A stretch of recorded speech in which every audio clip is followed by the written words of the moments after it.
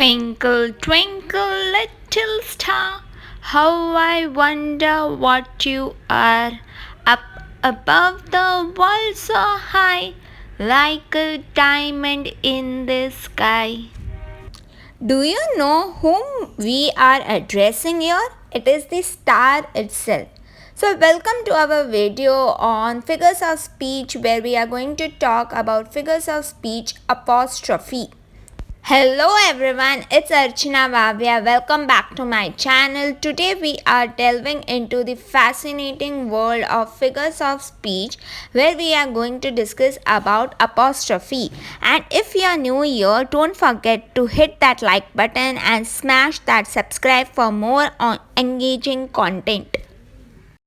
अच्छा तो चलो अब हम समझते हैं अपॉस्ट्रफी को। क्या आपको याद है जब हम बचपन में ट्विंकल ट्विंकल लिटिल स्टार जैसी नर्सरी राइम्स गाते थे? ये जो नर्सरी राइम है वो एक गजब एग्जाम्पल है ऑफ अपॉस्ट्रफी।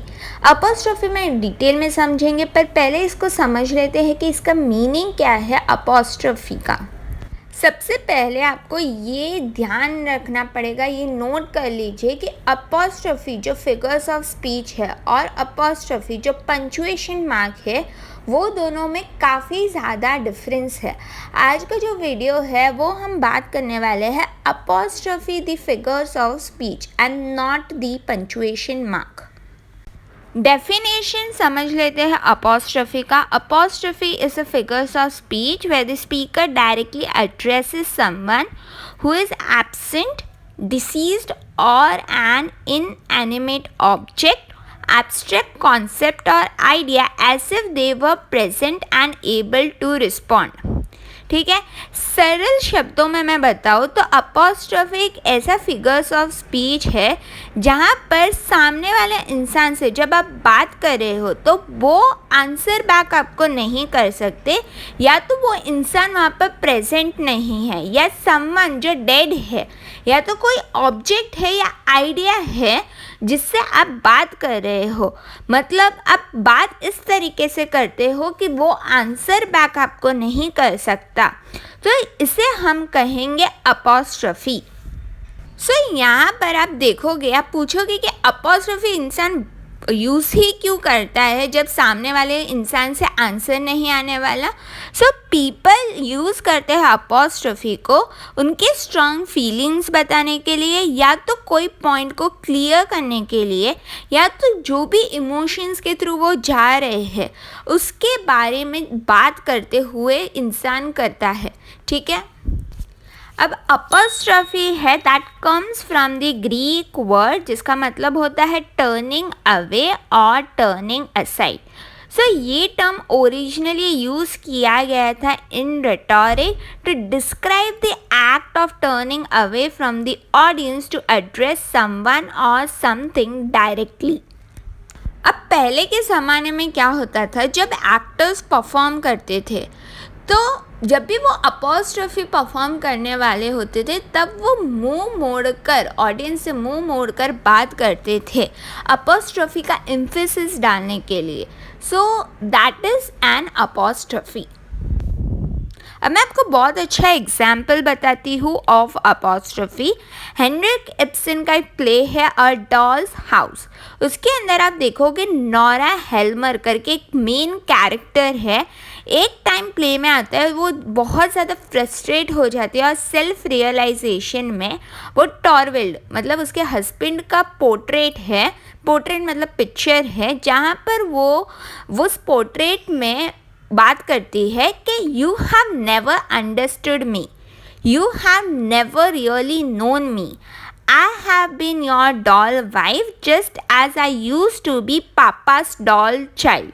ठीक है, सो यहाँ पर अपॉस्ट्रफी का यूज़ किया गया है बाय द कैरेक्टर नोरा। सामने वाले से कोई आंसर नहीं आ रहा है, वो एक इनएनिमेट ऑब्जेक्ट से बात कर रही है। So that is an example of apostrophe. और एक फेमस एग्जाम्पल ले लेते हैं from William Shakespeare's Romeo and Juliet. सो यहाँ पर क्या होता है कि जूलियट जो है वो बालकनी में खड़ी है, उसे नहीं पता कि रोमियो उसे सुन पा रहा है, ठीक है। तो वो कहती है, O Romeo Romeo wherefore art thou Romeo, denied thy father and refused thy name। अब यहाँ पर जूलियट जो है वो अपॉस्ट्रोफी का इस्तेमाल करती है, हालांकि रोमियो सुन रहा है पर वो वहाँ पर मौजूद नहीं है, ठीक है। So that is again an example of apostrophe. अब दो क्वेश्चंस हमेशा स्टूडेंट्स पूछते हैं जब भी अपॉस्ट्रोफी की बात आती है। स्टूडेंट्स को काफ़ी ज़्यादा कन्फ्यूजन रहता है दो चीज़ों में, दोनों चीज़ों की बात करेंगे।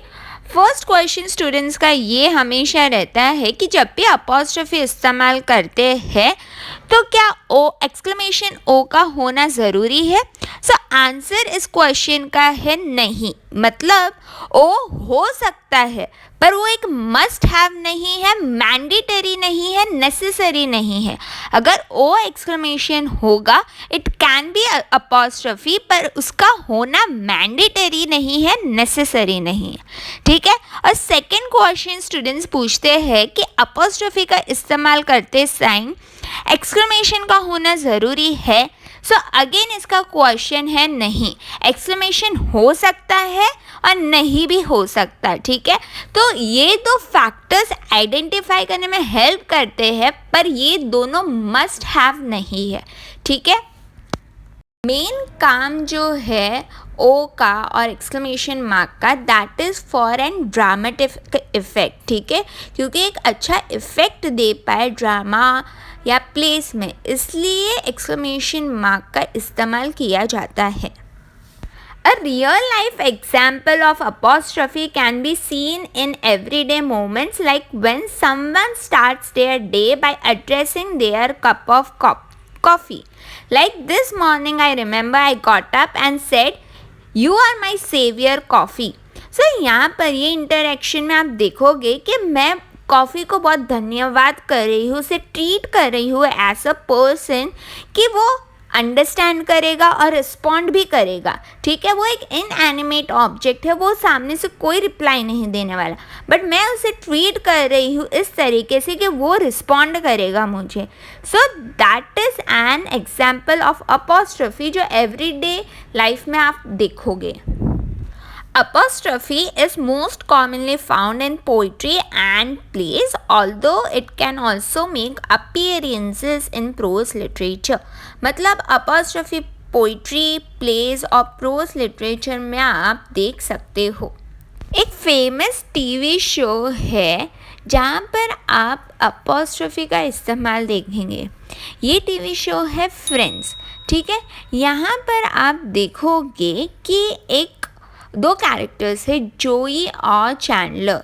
इस शो में आप देखोगे कि ये दोनों बात कर रहे हैं अपने फ्यूज़ टेबल से।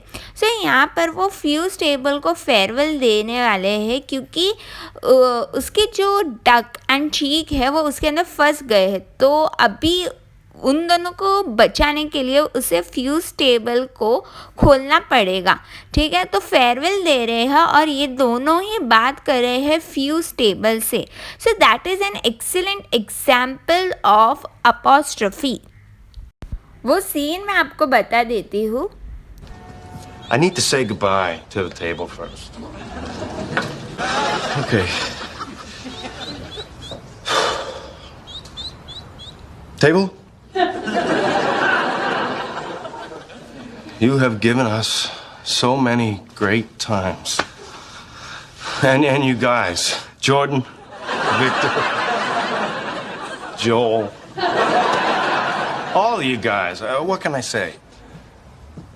You guys make us look good. सो आपने जो यहाँ पर जो एग्जाम्पल देखा, that is a perfect example of apostrophe, जहाँ पर Joey and Chandler are talking to foosball table, but वो एक नॉन लिविंग ऑब्जेक्ट है, ठीक है। वो नाम देते हैं, 3 नाम देते हैं Joey, that is Victor, Jordan and Joel. So यहाँ पर ये फ्यूज़ बॉल के टेबल में से बात कर रहे हैं और ये सारे ही नॉन लिविंग ऑब्जेक्ट्स है। So it is a perfect example of apostrophe. Starting में हमने बात की एक नर्सरी राइम की, ट्विंकल ट्विंकल लिटिल स्टार। अब यहाँ पर स्पीकर स्टार से डायरेक्टली बात कर रहे हैं। सो यहाँ पर आप देखोगे कि सामने से कोई रिस्पॉन्स नहीं आ रहा है। So that is again an example of apostrophe.